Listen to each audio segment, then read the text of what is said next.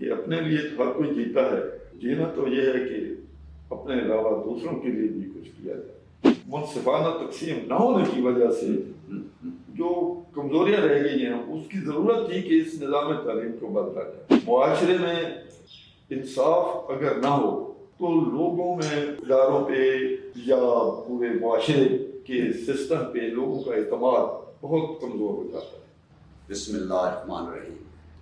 Urdu digital کی طرف سے آصف حیات بلوچ، ڈسٹرکٹ میاں والی۔ ہم عموماً جو انٹرویوز کرتے ہیں بڑے لوگوں سے ہمارا خیال ہوتا ہے، جو مراعات یافتہ لوگ ہوتے ہیں ان سے کوشش کرتے ہیں کہ انٹرویوز کیے جائیں، کیونکہ اس بوسیدہ سسٹم میں وہ زیادہ بینیفیشریز ہوتے ہیں۔ لیکن آج ہم جس شخصیت کا انٹرویو کر رہے ہیں وہ ضلع میاں والی میں تو شاید ان کو کوئی نہیں جانتا، لیکن پورے پاکستان میں ان کی بہت زیادہ عزت ہے اور ان کو محروم طبقات کے حقوق کی جدوجہد کرنے والے کے حوالے سے جانا جاتا ہے۔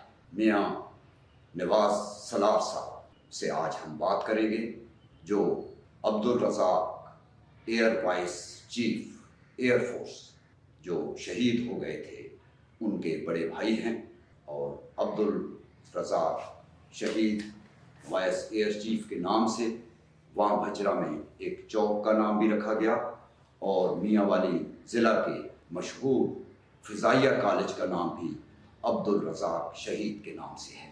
تو آج ہم بات کرتے ہیں نواز سلار صاحب سے۔ نواز سلار صاحب جی السلام علیکم۔ میں اردو ڈیجیٹل چینل کا بہت مشکور ہوں کہ انہوں نے آج ہمیں اس قابل سمجھا کہ ہماری بات بھی لوگوں کے سامنے کی جا سکے، اس لحاظ سے شکریہ ادا کرتا ہوں۔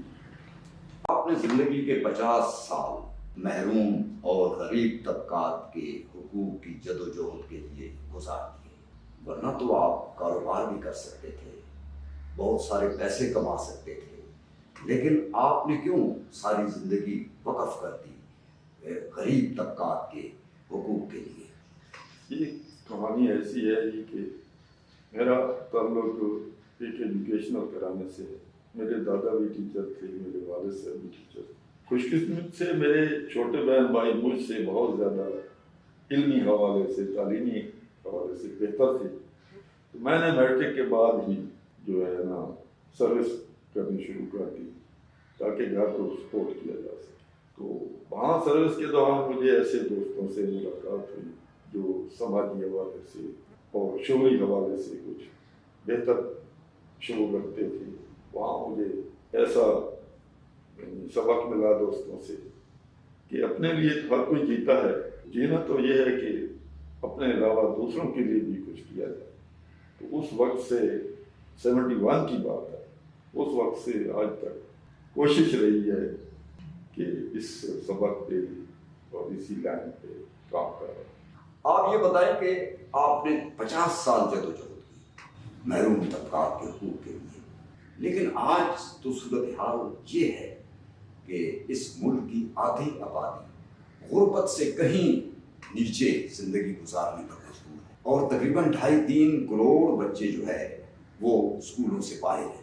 تو اس پہ کوئی تجزیہ دے دیں آپ۔ مسئلہ یہی ہے جی کہ ہمارا جو نظام تعلیم ہے، جو انگریزوں کے دور سے، سامراجی دور سے آج تک، وہ نظام تعلیم میں ہم نے کوئی ایسی تبدیلی نہیں کی جو ہماری ضروریات کے مطابق۔ وہ نظام تعلیم تھا کہ کلرک پیدا کرو، فوجی پیدا کرو، مزدور پیدا کرو، تو وہ ایک حد تک تو چلتا رہا ایوب خان کے زمانے تک، مگر اس کے بعد آبادی کے بڑھنے اور دوسرے مسائل کی وجہ سے، اور خصوصاً آبادی کے بڑھنے کے بعد جو وسائل کی منصفانہ تقسیم نہ ہونے کی وجہ سے جو کمزوریاں رہ گئی ہیں اس کی ضرورت تھی کہ اس نظام تعلیم کو بدلا جائے، مگر وہ ہمارے ملک میں ایسا نہیں ہو سکا۔ اس وجہ سے وہ نظام تعلیم کی کمزوری کی وجہ سے کہ بچے، یعنی ترقی یافتہ ملکوں میں تو میٹرک پاس کرنے تک یہ طے کیا ہو جاتا ہے کہ بچے نے مستقبل میں کون سا کام کرنا ہے، کس شعبے میں جانا ہے۔ ہمارے پاس تو ایم اے پاس بھی چوکیدار کی ڈگریوں کے لیے کھڑے ہوتے ہیں, چوکیدار کی نوکری کے لیے کھڑے ہوتے ہیں. صحیح بات. یعنی یہ صورت حال ہے. جبکہ ترقی یافتہ ملکوں میں میٹرک کے بعد بھی یعنی کہ بچہ اس قابل ہو جاتا ہے کہ وہ اپنے روزی روزگار کما سکے. یعنی بچوں کو ہنرمند بنایا جائے. بالکل. بچوں کو جس وقت تک ہنرمند نہیں بنایا جائے گا تو اس وقت تک تو ہماری جو ہے لوگوں کے اندر بے روزگاری بھی ہوگی, غربت بھی ہوگی.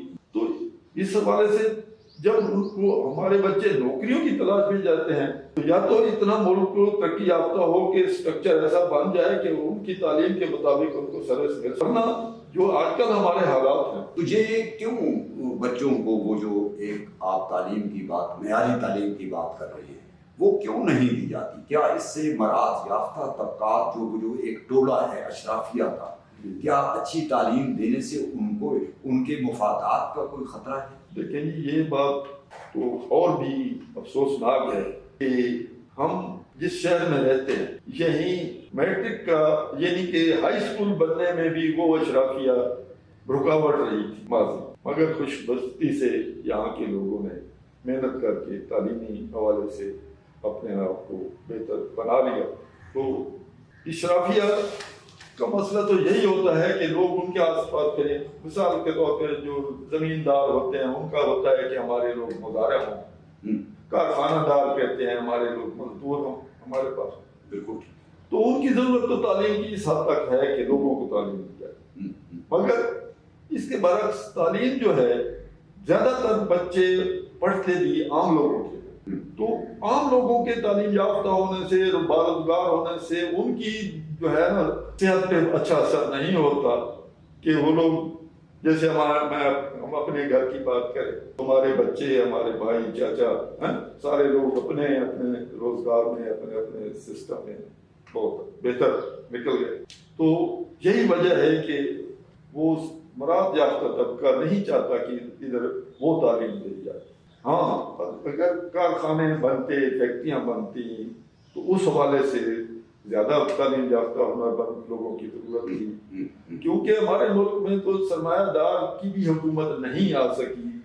پرانے فیوڈل راج اور انہی کی سوچ ابھی تک غالب ہے, جس وجہ سے اس ملک میں نہ زرعی اصلاحات ہوئی نہ ہی اور منصفانہ تقسیم ہوئی وسائل کی, خواہ وہ معدنیات ہوں خواہ کارخانے ہوں, ان پہ بھی مخصوص لوگوں کا غلبہ ہے, جس وجہ سے اس ملک میں وہ چیز نہیں بن سکی, نہ ہی ٹیکنیکل ادارے بنے. اچھا نواز صاحب, میاں والی کے حوالے سے ایک سوال جو بڑا پریشان کن ہے, یہاں عوام بھی پریشان ہیں جب روزانہ ایک قتل, ہر روز ایک قتل میاں والی میں ہو رہا ہے. یعنی ریشو نکالی جائے پچھلے 2-4 سالوں کی تو کم از کم مہینے میں 8-10 قتل ہو جاتے ہیں. اس کے اثرات نہ صرف اس فیملی پہ پڑتے ہیں بلکہ میاں والی ضلع کی عام عوام بھی خوفزدہ اور پریشانی کا شکار رہتی ہے, اور نوجوانوں کے جو لڑکے بچے ہیں ان کے ماں باپ بھی پریشان رہتے ہیں کہ کہیں ہمارا بچہ, کہیں ہمارا جوان قتل نہ ہو جائے. تو اس قتل و غارت کو روکنے کے لیے کوئی آپ کی سجیشن ہے؟ بیسیکلی تو بات یہ ہے کہ ایک تو بے روزگاری, لوگوں کے پاس روزگار نہیں ہے, پھر کام نہیں ہے, اور جب کوئی بندہ فارغ ہوتا ہے, کام نہیں ہوتا, اس سے مصروفیت نہیں ہوتی, تو وہ کچھ نہ کچھ تو کرتا ہے. تو ہمارے معاشرے میں اس وجہ سے بھی کچھ مسائل زیادہ ہے. یعنی آپ کا مقصد ہے کہ یہ تعلیمی جو اس میں ایجوکیٹ نہیں کیا جاتا.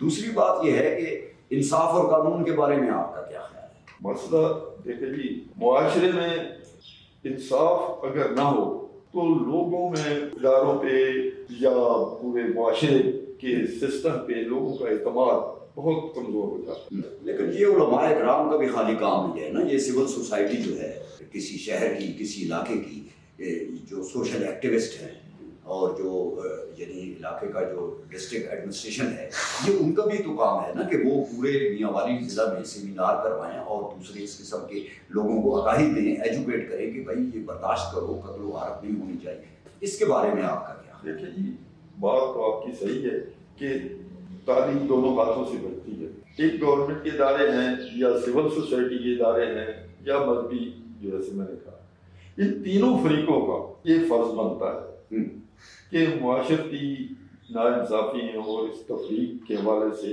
मैं कत्ल के हवाले से बात वो बात यही कह रहा हूँ ना कि जिस वजह से वो जराइम बनते हैं, कि पहली बात तो अगर निज़ाम इंसाफ ठीक हो तो ये बहुत निज़ाम इंसाफ तो यानी फिलहाल तो मुमकिन नहीं है जी पता नहीं आइंदा कहीं वो ठीक होगा, या ये जो सारा माहौल है ये तो ठीक नहीं, लेकिन इसके लिए यानी क्या लोग फिर खामोश बैठ जाएं? आपका मतलब ये है कि ये कत्ल होते रहे हर लोग? नहीं ये बात नहीं है, हमारी भी कोशिश है और करते भी हैं, क्योंकि जिस वक्त लोगों का पहली बात है एतमाद हासिल करना। एतमाद तब हासिल होता है कि लोगों को बात बताई जाए और उनके रास्ते तरीके यही हैं। तो इसमें कोई शक नहीं कि समाजी तंजीमों को, गवर्नमेंट के इदारों को इन्वॉल्व करके और मजहबी अनासर को इन्वॉल्व करके ऐसे ऐसे मौके पैदा करने चाहिए कि इस कत्ल वारत बहुत बड़ी बुरी यानी कि अमल है, जिसको रोकने के लिए बिल्कुल इक़दाम करने चाहिए। बहुत शुक्रिया जनाब नवाज सलार साहब।